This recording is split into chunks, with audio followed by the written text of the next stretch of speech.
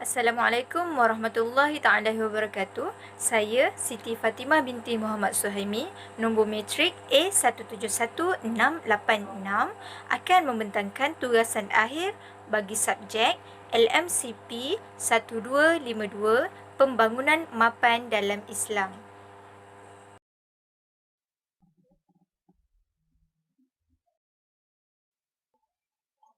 Soalan tugasan.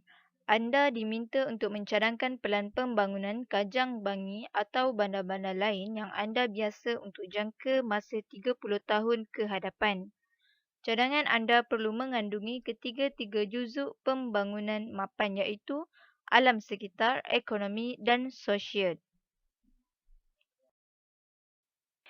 Ini adalah peta negeri Selangor dan lokasi kajian saya ialah Bandar Kelang, Selangor. Wawasan 2050. Yang pertama, persekitaran tempat kerja yang mendapat keberkatan dan rahmat Allah, persekitaran tempat kediaman yang ceria dan bertaraf dunia antarabangsa, dan seterusnya perniagaan yang patuh syariah secara telus. Pembangunan mapan mengikut Islam bagi Bandar Kelang 2050. Daripada aspek alam sekitar, ia merangkumi hubungan dengan pencipta, memelihara bumi, kesederhanaan, tiada pembaziran, menjaga flora dan fauna, bercucuk tanam. Daripada aspek ekonomi pula, ia merangkumi hubungan dengan pencipta, tijarah, zakat, wakaf, tiada rasuah, derma atau infak atau hadiah, tiada riba, kejujuran dan governance.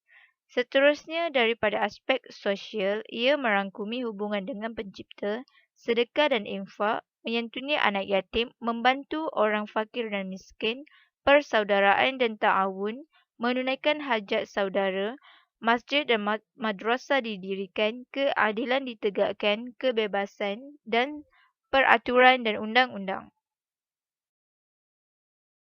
Dari aspek alam sekitar,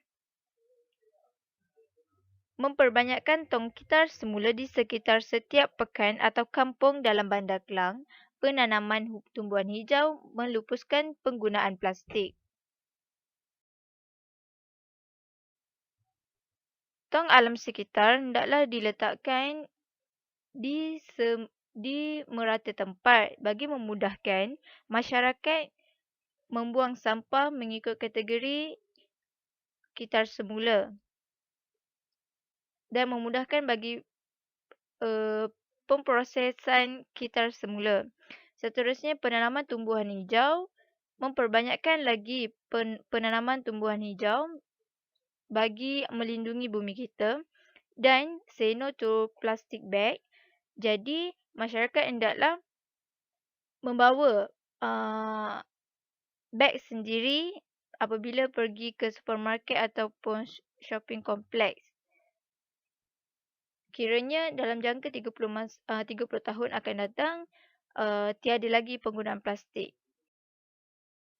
Seterusnya, daripada aspek ekonomi, memperbanyakkan pasaraya Muslim bagi menyokong kempen BMF, memperkuat kuasakan zakat dan wakaf dalam kalangan pekerja yang beragama Islam dan meningkatkan peluang pekerjaan kepada penduduk tempatan dan menghadkan kemasukan pekerja asing. Di dalam daerah Kelang, tidak adanya penganggur daripada kawasan tempatan kita sendiri. Dan hendaklah dihadkan kemasukan buruh luar ataupun pekerja luar. Jika pekerja tempatan tiada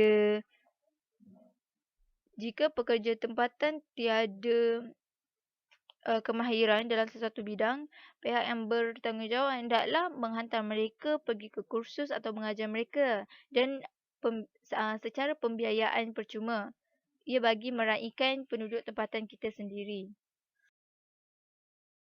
Aspek sosial pula adalah memperluaskan perjalanan bas percuma Selangorku, pembinaan taman rekreasi moden, menekankan menghulurkan bantuan kepada golongan fakir. Bas Smart Selangor sudah pun ada pada masa kini, tetapi ia tidak memasuki kampung-kampung. Malah ia lebih kepada pekan. Jadi pada masa kini, Jalan di kampung sudah dibesarkan, bukan seperti zaman dahulu. Jadi, apabila bas masuk ke dalam kampung, ia memudahkan bagi penduduk kampung pergi ke tempat yang mereka ingin tuju. Seterusnya, rekreasi moden seperti yang saya tunjukkan dalam gambar.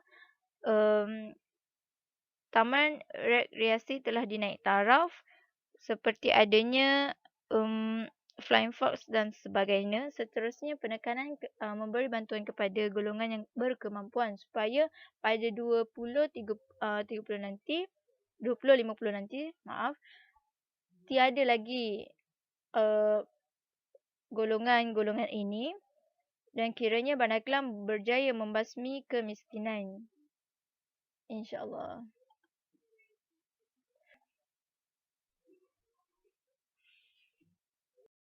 Sekian itu sahaja daripada saya.